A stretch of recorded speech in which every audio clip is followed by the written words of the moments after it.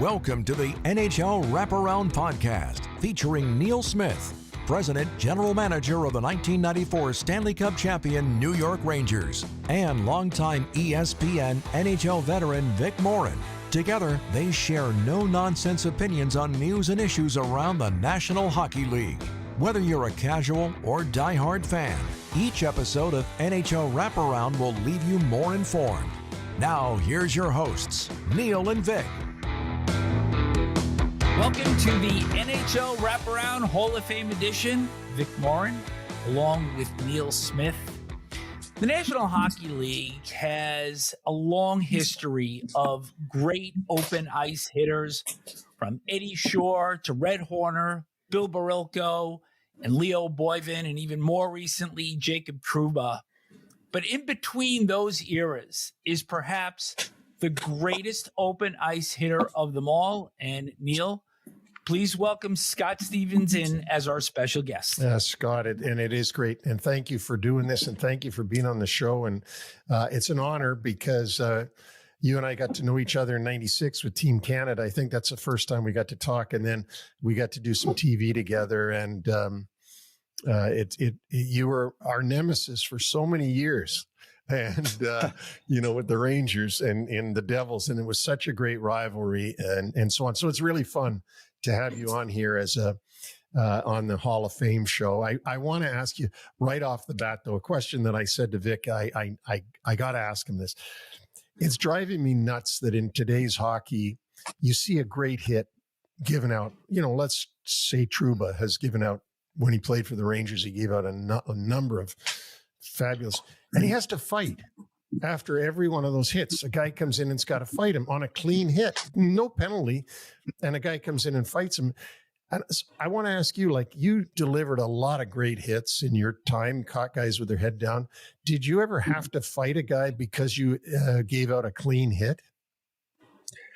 No, I don't remember that, because I think hitting was a big part of the game. And I think, no, I don't recall that. And, to be honest with you, and I give Trouba credit, but I think in this stage, I would just turn my cheek. If I give a good clean hit, I would almost let them take a penalty on me and try to swing the game. But I get it. You want to stand up and be accountable. But I think if you're giving good clean hits, which we don't really see as many as we used to, obviously, no, that shouldn't happen. And it bothers me too. And I find it very interesting. But I think, because I think sometimes, I hate to say it, sometimes there might be some free passes given and in a game. And then so when this does happen, it seems to be a big news and people want to get retribution on a hit. And that's my feeling on it, because in my day, we used to finish all hits, and I'm not saying finish hits taking out of the play, but if a guy was working to get the red line to dump it in, you should make him pay and keep your weight going back towards your end, obviously. But it is something that it's odd, and it is the way it is. But like I said, because they're so few and far between, especially the big ones, that everyone gets up in arms about it. Yeah, and even when Bedard got hurt there in his rookie season, and I give Foligno credit for doing what he did. He automatically fought Smith, who was the guy who stepped up on Bedard, but it was a clean hit, and it was in New Jersey where that happened. They stepped up.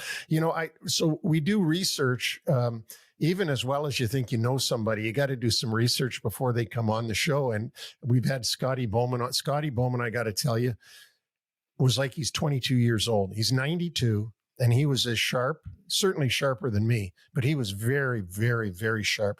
We got to go all the way back to the 30s. But looking at your life and your time, I guess I never realized. I realized that you'd been with the Capitals and that kind of stuff, and that. I didn't realize you were a Ranger. You were a Kitchener Ranger. Yeah, for 1 year. Yeah, 1 year. And your numbers retired by the Kitchener Rangers.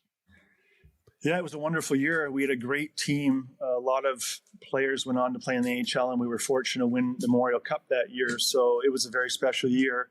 I moved on. Some guy stayed back for a few more years or a couple years, but I wanted to fast track as quick as possible in the NHL and was able to make that happen. But it was a tremendous year, and we still keep in touch. We've had some reunions, and it was a great group of players and a great team. Might be one of the strongest teams you've ever seen in junior hockey, I think. So, Scott, you wore number 3 in Kitchener. You wore number 3 in Washington, I remember. And then then was that the end of number 3, or did you have number 3 in St. Louis? I don't remember. No, I had 2 there, number 2. And then you went to the Devils and you couldn't get 3 because your buddy had number 3. Yeah, it was funny. Yeah, that's right. Kenny had that, and I really didn't have much of a say. I don't know, Lou sort of gave me 4, but 4 is a wonderful number. And Miles O'Connor might have had 4. He was up and down. And so I took 4, and it was sort of just given, but it's a great number. Obviously, it looked good on Bobby Orr, and I'm not Bobby Orr, but it was a special number. Scott, you were the first overall pick by the Caps, 5th overall actually, in 1982. Your first game, first goal on your first shot. Do you remember it? Yeah, that's probably the only one I really remember. It was just outside the blue line. My parents were at Madison Square Garden. It was against the Rangers. Yeah. And we won the draw, and it came to me, and I just took a slap shot at the net. And I don't have Al MacInnis slap shot, but somehow I beat Eddie Mio. I think it was 5-hole, and that was it. And it was pretty special, especially my parents there who are a big part of my, success getting to the NHL. It was pretty nice. I remember you coming up as a rookie and watching you play, extremely gifted, but very emotional also. And in your first 12 seasons in the NHL, you had over 100 penalty minutes. You had 200 plus 4 times. And I thought from an emotional component, you were outright scary as a rookie. And as you started to develop, your intensity, your ferocity never left you. But where was that point, and which players may have been influential in terms of having you channel that emotion just a little bit, but still be able to maintain your effectiveness? Well, I think there's a couple of things. First of all, it was Brian Murray, who was my coach, great coach, and the late Brian Murray. He actually pulled me aside and he said, Scott, I like the way you play, and I like your intensity, but we need you on the ice more. We can't have you in the penalty box. So I thought about that, and I said, yeah, that makes sense. And yeah, I'd like to play more, and ice time's fun. So I think it kind of started there, and coming from him, and that's where it started. But I still think I found a way to play on the edge too after that meeting with Brian, that I can still be effective, and I think that goes with maturity, to find a way. If you can find that way of playing on the line, physical, nasty, mean, without crossing it, it's a fine art. And I think over years you learn that as a player, especially if you're more of a physical player. And I think I found that and was able to walk that line pretty well. And in your last 10 seasons, you eclipsed 100 only twice. And those totals were 100 and 103. So you're just barely over. So it speaks exactly to what you're saying there. Correct. And there's no question, if I'm in the box for 5 minutes and we get a power play or we have a PK, I'd rather be in the ice. I want to help my team. I'm not helping my team in the box. So I think it was more important that I stayed on the ice, and I like to be on the ice and play all different situations. So that was definitely a factor as I grew older. But I think it's kind of common. Most guys sort of mellow a bit and get a bit of a reputation that they hopefully can keep for a little bit. Obviously, you still got to stand up once in a while. Otherwise, there's young guys coming up and they want to take advantage of you. But for the most part, you've sort of established yourself a bit to a certain extent. Scott, you were 18 years old when you get to Washington, and we just talked to Stevie Yzerman the other day, and he was 18 when he got to Detroit, and we asked him similar questions like, who was your mentor at 18 years old? There had to be somebody there saying, kid, You got to do this or that. Well, fortunately, when I arrived, I was drafted to the Capitals. They made the big trade with Rod Langway, Brian Engblom, Craig Laughlin, Doug Jarvis. So, a lot of people thought, that's a big trade, and there's not going to be a lot of room there for maybe myself to make that team with two incredible defensemen and Brian and Rod there. But actually, I think it sort of helped me slide in there and make the team. But I have to look at those guys. Mike Gartner's a guy, Rod, they were really influential. But Brian Engblom was the biggest guy, and I've talked about this many times about Brian. Brian kind of took me under his wing, and I believe I was his partner for a bit of it, but he took me before every game, and we sat down together in our stalls, and he went over the other team's roster, and he's a veteran player, and he told me every guy what to look for, every forward, what they do and watch for. So, he put a lot of time in with me and showed me the ropes and helped me a lot. So, along with those other veteran players, there's a lot on that team when they made that trade, but Brian was pretty special in that way. That's a great story. I didn't know that. And I know Brian Engblom, and I know how insightful he is. I want to ask you too, you go to St. Louis, not about going to St. Louis, but about you were the captain there. I didn't remember that you were the captain there for that 1 year. And then you get to the Devils and you're not the captain the first year. Bruce Driver is, and then you become the captain.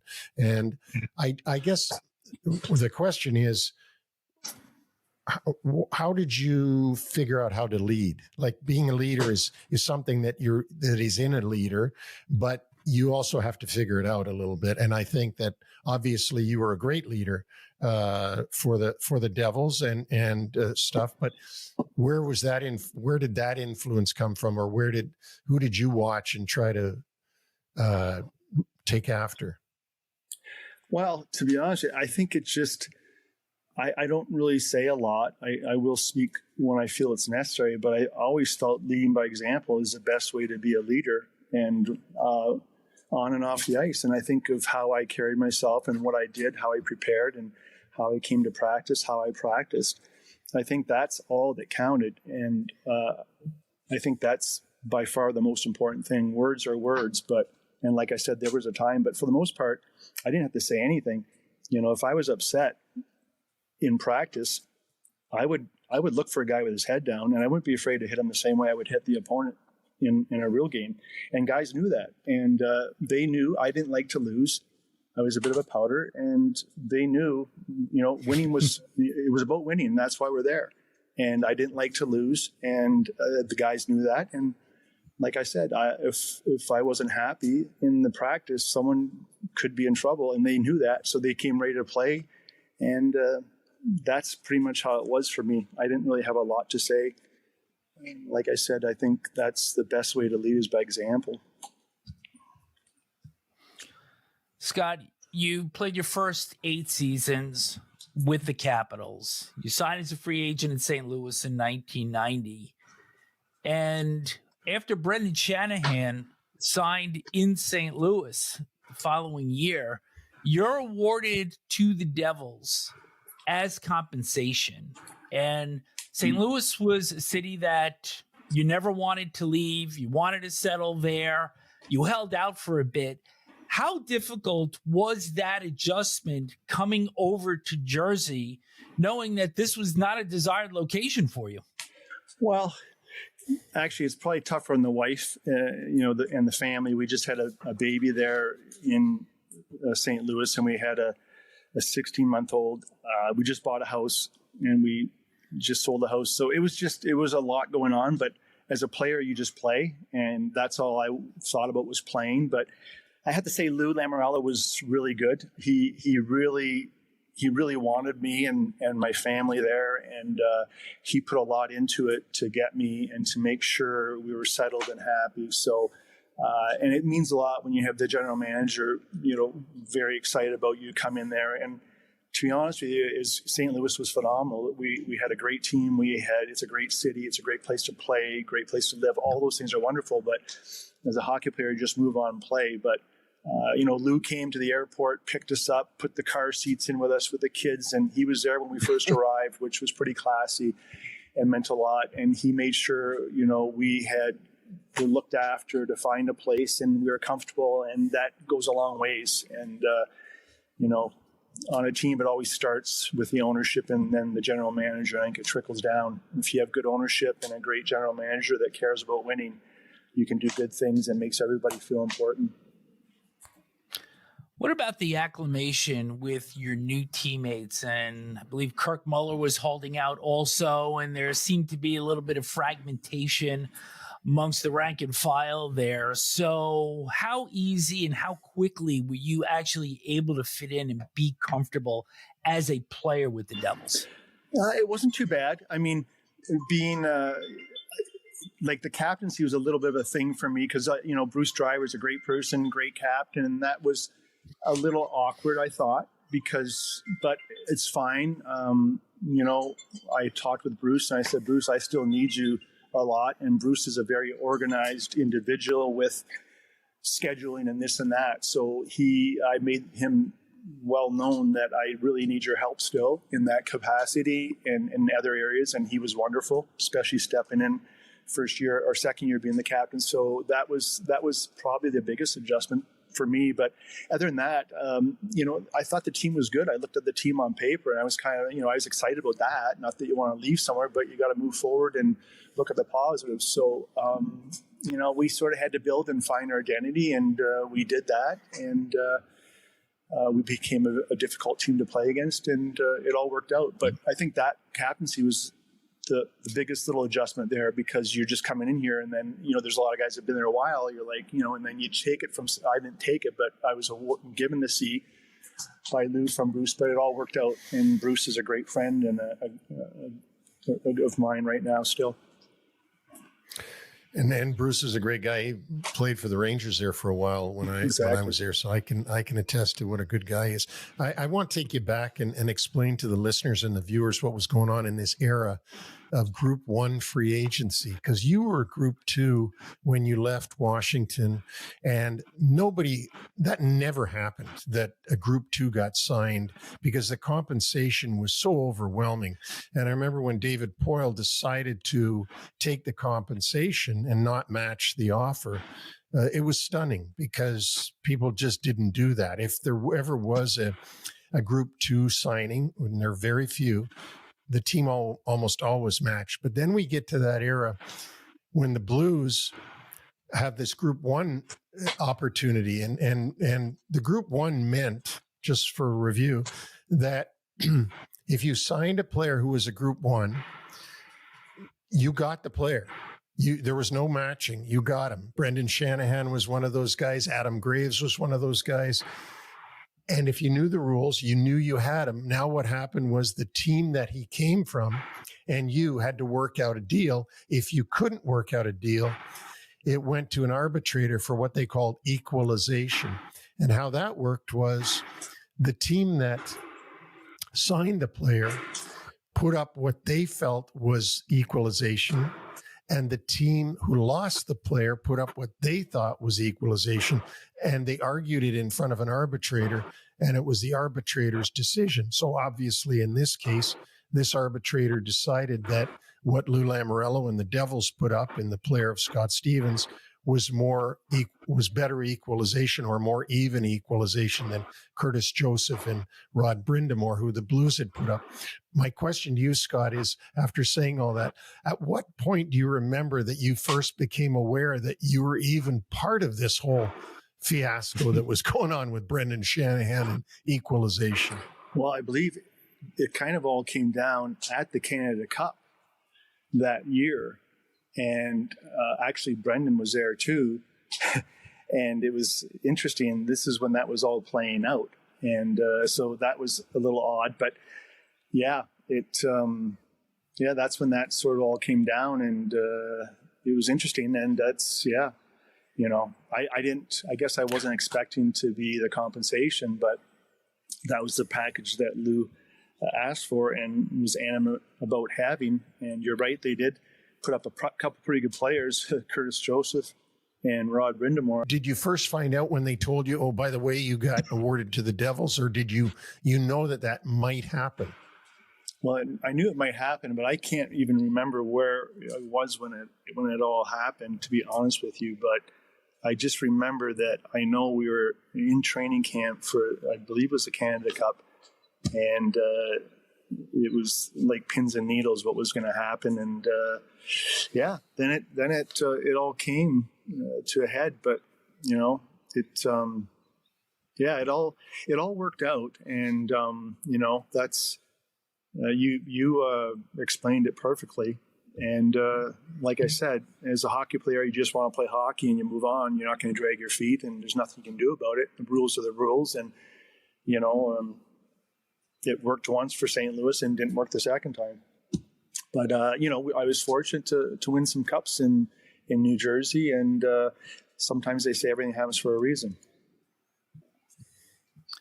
Speaking of those cups, you win in 95, 2000. You're the Conn Smythe Trophy winner, winning overtime in Dallas on Jason Arnott's goal, and in 2003 against the Anaheim Ducks. But you and Neil will always be intertwined by one of the series for the ages, the 94 Eastern Final. And as a fan myself of the game, of that series, I thought that Devils team in 94 was the best club personnel-wise that I've seen. And that includes to this date. Even though they didn't win the cup and maybe you just weren't ready to win, whatever the case is, how do you see that 94 team up against the 3 cup winners? Yeah, you're right. That was a big year for us. We put up a lot of points. We were very high in all the different categories, goals against. I even think goals for, we were up there. So it was a really good hockey team, and it was obviously very disappointing. Maybe we're a little young. I'm not sure. Maybe that could that be it? And sometimes you learn from your mistakes and you learn from losing. And I don't think there's anything to be embarrassed about that. Obviously, we felt whoever won that series was going to probably win the cup, and it turned out that way for the Rangers against Vancouver. So I think if you learn from it and become better, that's the most important thing. And I think we did as a team, and we're able to go on and win 3 Stanley Cups. And that's the way I look at it. Obviously, you'd like to win them all. We had a chance to win back-to-back.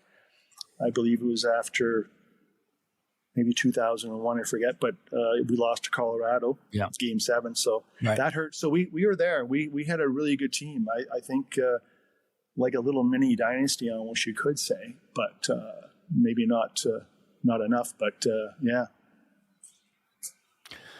Can you talk about that first cup against Detroit, which ended in a sweep? And the regular season wasn't great. It was a truncated season because of the lockout. You managed to get in.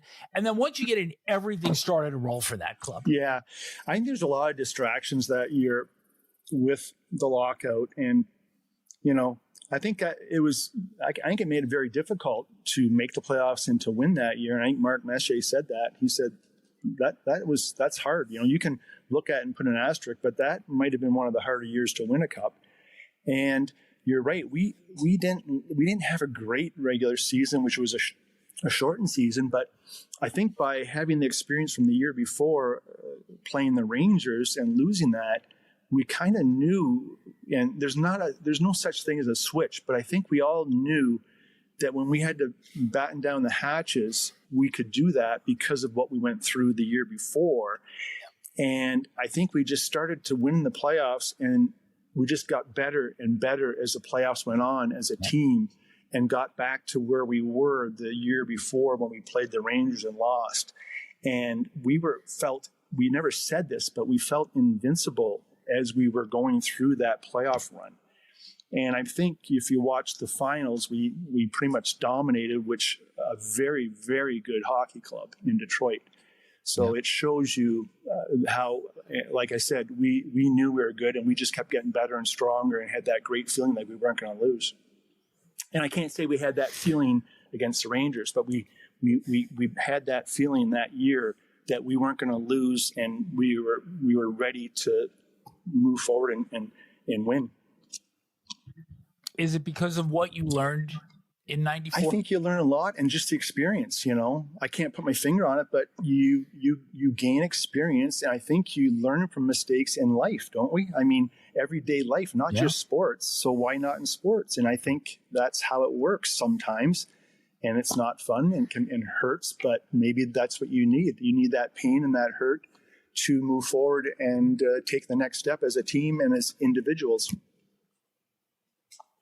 So, Scott, 3 cups in New Jersey, 3 different coaches. Obviously, the most memorable to me is Jacques Lemaire, because he changed the game in that era a little bit with his coaching style. But you also had Larry Robinson, who came in late that season and guided you to a Stanley Cup. And then Pat Burns, dearly departed Pat Burns, who was just a great hockey man. All products of the Montreal Canadiens, those 3 guys. Can you talk about those 3 different coaches that you had? Yeah.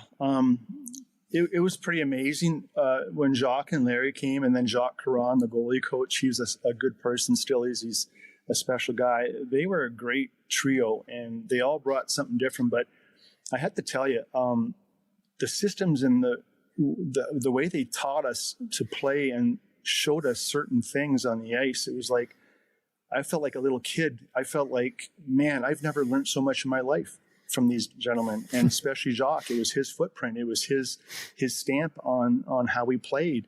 And we're talking a foot here or 2 feet there, stick position.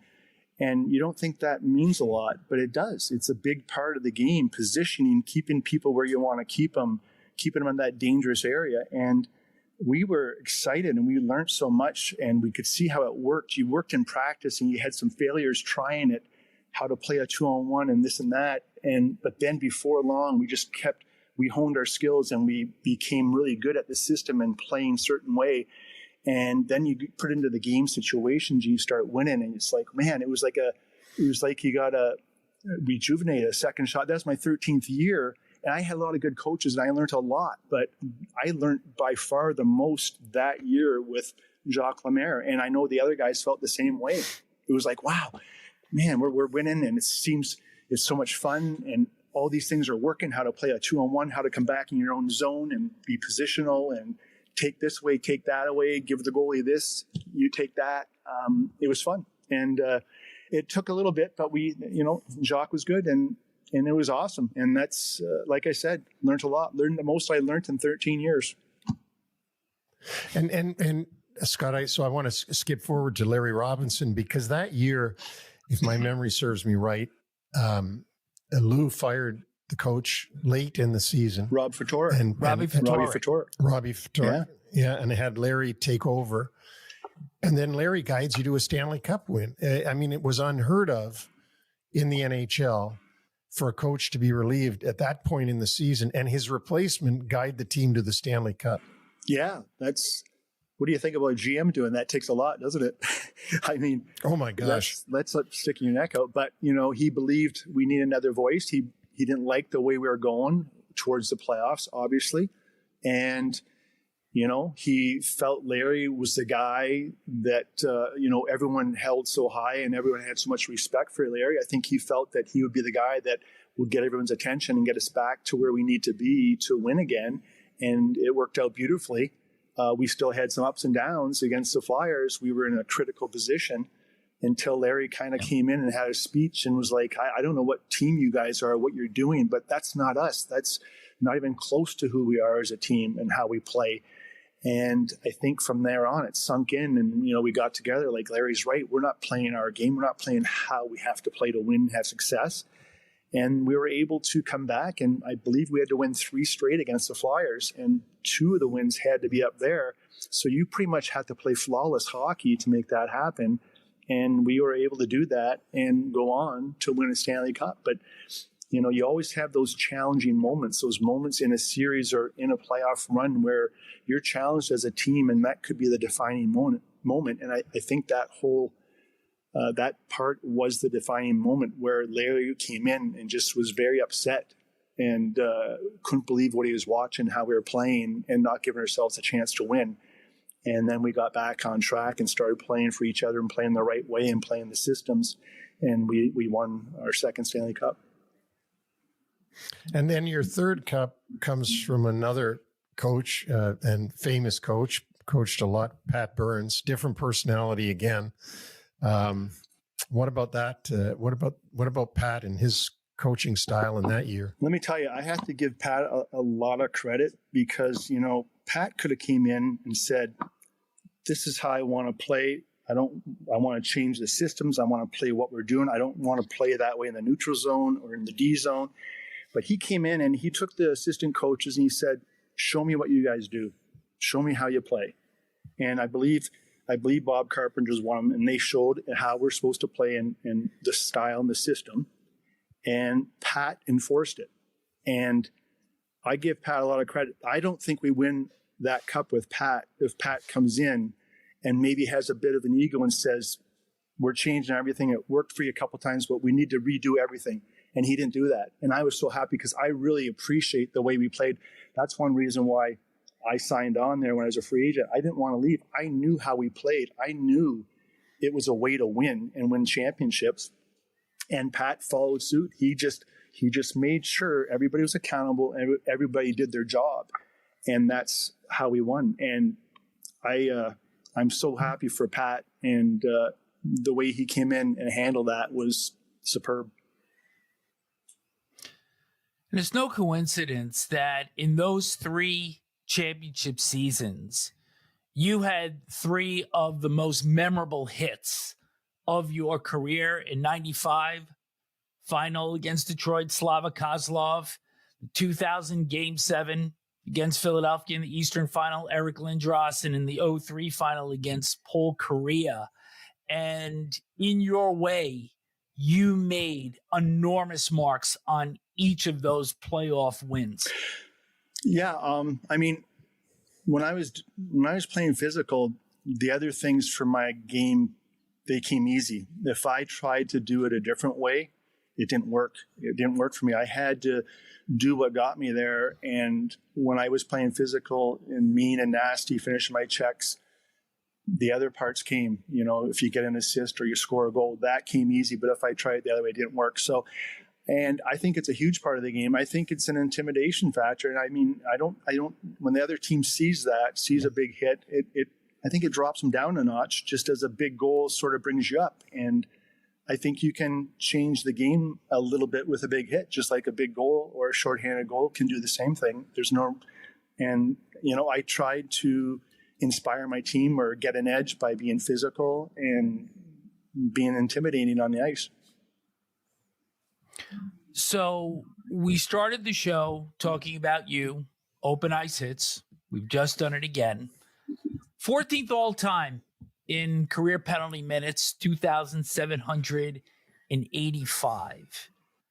Yet your style, the way you hit shoulder down, I think people would say, well, this guy had to have taken a lot of dirty penalties during the course of his career.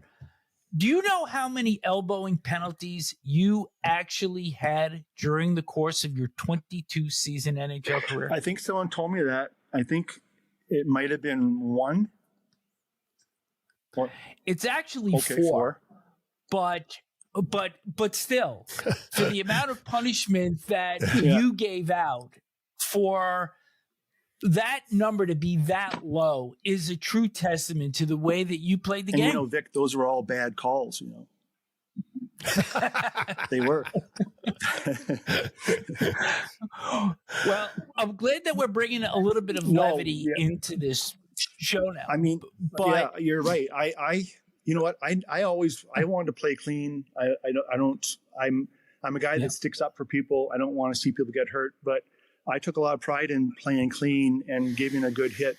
And I think I had it down pretty well because you can make mistakes. And when you play that way, things change quick. So, I think I'm pretty fortunate. And that's when someone told me that, I was like, wow, that sort of helps because there's a lot of people that kind of say other things about you, but that's what the world's about, right? You got 50 that love you, 50 that hate you. But that's fine. But no, it's interesting. It's an interesting point. But like I said, I always practiced and wanted to make sure I had a clean hit. I never wanted to put my team down with a penalty, with a bad hit, or running myself out of position for a hit that would create an odd man situation. So, yeah. But I mean, when you do something so long, and I was a physical guy right from the start. You know, when I was a little kid, when I played the game, I was always pretty physical from a little toddler. Well, you did bring some comedy to the show by saying all those calls were bad. And I don't know what's funnier, that or Robbie Ftorek throwing the bench onto the ice in Detroit, which kind of led to his firing. That was a moment that we don't quite see. But something that you don't know, Scott, and Neil knows this, and you'll see where I'm going with this in a second, that, you know, in order to burn off a little bit of nervous energy before we come on the show, I always have the Three Stooges on before we start our shows. And understand that you are a fan of the Three Stooges from what we were reading. And look, we all love Curly.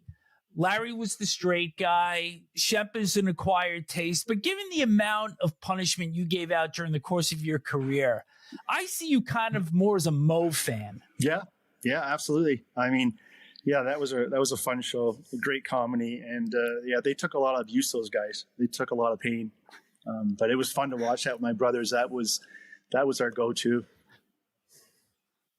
Did you ever try any slapstick with them? No, I didn't. No.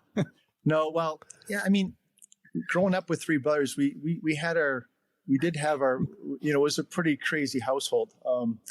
My mom never finished the living room until we were older because, you know, we played mini sticks there and the wicker got broken. So she waited till we were growing up and out of the house to finish decorating and doing certain things in the house. So, you know, we were competitive, the three of us. So that kind of helped, you know, in making the NHL. We were all a year apart, so we could play together and fight together and get in trouble together. Well, Scott, two things that I want to mention before you go to the audience is the first player ever to have your number retired by the New Jersey Devils was number 4, your number 4, which is a great honor. You must have felt really honored that night. Yeah, there's no question. To be the first is pretty special, and yeah, it was wonderful. I'll never forget that. I mean, that's something you dream of winning Stanley Cups, but you know, the Hall of Fame and having your number retired by your team is very special, and what a great moment and a great gesture by the organization. And you know, we have a great fan base. I know New York has an incredible fan base, but the people in New Jersey are wonderful, and they always are appreciative of what we did, and they're always thanking you, which is that's something that's really special when you have fans come up and thank you for what you did, for all that hard work and time you put in, and you know, getting banged up. They're like, thank you for what you did, and they say that to a lot of the players that won cups there. And that's pretty special when you have fans coming up and appreciating you and thanking you for what you did for the state. Well, and well deserved. And I know you think that I'm a lot older than you. You must. Well, I was looking because today, I was GM when you were playing. I was looking today. I go, man, Neil hasn't changed. He looks really good. And I'm thinking, man, I'm looking old now. Are we around the same age, or what's going on here? No. But I got something for you that I bet you don't know. And with this, I'm going to wrap. You actually played with a defenseman that was my defense partner. Okay. And he ended up playing with you. Now, you probably won't be able to guess at the name, and I don't want to have to make you wait around for it. But I played for the Dayton Gems, and my defense partner was Dwight Schofield. Oh, wow. Dwight Schofield. Yeah, he was good. He was a good protector, wasn't he? Yeah, well, he was for me, and I needed it. And he was a tough one. I know that he played with you guys. I read that in Washington, they got him on waivers, brought him in to make sure that nobody took advantage of you and Langley. Yeah, no, he was a tough customer, and no one wanted to mess with him. Yeah, that's interesting. That's cool. Yeah, very nice. So yeah, we're not too far off in age, probably then, right, Neil? I guess. I think we are probably, but I won't go into that. Okay. No, but He's probably closer to me. yeah. Well, you're. I put you in with Mess and Gretz and those guys, aren't you? Aren't you in their age Yeah, group? I think I'm maybe 2 years. It always felt like I was a lot younger, but I think I was only 2 to 3 years younger than those guys. To be honest with you, Yeah. Well, the one thing I'll never forget about Scoey, and if I called him today, he had that thick Boston accent, and I'd always go, "Hey, Scoey there," and he'd go, "Smitty there." Remember that he had that heavy duty accent. Yeah. He was a tough customer. He was a good man. Yeah, right out of Boston. Well, listen, thank you, Scott, for taking time at your cottage to do this with us. It's really fun. It's cathartic for me, and I know how much Vic enjoys these, and we enjoy going down memory lane. And who deserves memory lane more than you guys? And you had a great career, you had a great life. You've been a great role model for so many people. And again, thanks for taking your time. Well, thanks, Neil. It's nice to catch up and see you again. You look great. And Vic, it's so nice to meet you. And thanks for having me on. I had a good time. Pleasure is ours. Thank you. Scott Stevens, incredibly forthright with everything that he said to us during our 40-minute discussion with him. And I think you and I kind of looked at each other when he was talking about the 4 elbowing penalties. And I think he really believes those were all bad calls. Oh, I do too. I mean, we started laughing mostly because, I remember Bernie Perrant saying that, all the goals that went in on the other guy. They didn't go in on me. And that was hilarious. And then it was almost like when we said you only got 4 elbowing calls, and he goes, and those were bad calls. It was like he meant it to be funny. But then when you're thinking, I think he meant that. I think he meant that they were all bad calls, because he prided himself on not doing things that would put his team at a disadvantage. I think one of the things that kind of gets lost in Stevens' career are some of the statistical accomplishments. We had 13 All-Star game appearances, 908 career points, and perhaps the most impressive stat of all, 22 seasons in the NHL. He was never a minus player. Yeah, that is amazing. That is amazing, because usually when you're a defenseman that logs the amount of ice time that Stevens logged, and you have a tough year, like, for example, 96, when they missed the playoffs after winning the cup in 95, you usually, it's pure math that you're going to end up as a minus, because you're on the ice all the time in a losing season. And he never was. Inducted into the Hall of Fame in 2007, arguably the greatest player class ever, as Stevens went in with Ronnie Francis, Mark Messier, and Al MacInnis. Yeah, those are 4, first ballot Hall of Famers for sure. And of course, somebody else that you were close with went in the builders category that year, Jim Gregory. Yeah, and Jimmy dearly departed, unfortunately. What a man, what a great man Jim Gregory was, not only in his time as GM of the Toronto Maple Leafs, but also in all the many years he served at the league office. Great show today. A lot of fun having Scott Stevens on. And I'm really loving this Hall of Fame franchise, because you get to look back at so much and really walk these players through their entire lives. And I think for us, and I think for our listeners too, it's very fulfilling to get these Hall of Fame players, away from the game element, but really more in a reflective mode. Exactly. And being very insightful and very, intellectual about their answers in thinking them through and giving you answers that as a player they could never have given you. But now at this age, after retiring, they can reflect back on their career and really talk in depth about what they had accomplished and who helped them accomplish that. That'll wrap up our show for today. Thank you for tuning in for the latest episode of NHL Wraparound Hall of Fame Edition.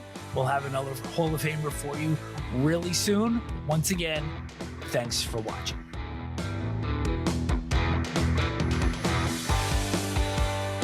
Thanks for joining us on the NHL Wraparound Podcast. Don't forget to subscribe to stay up to date on all the NHL action.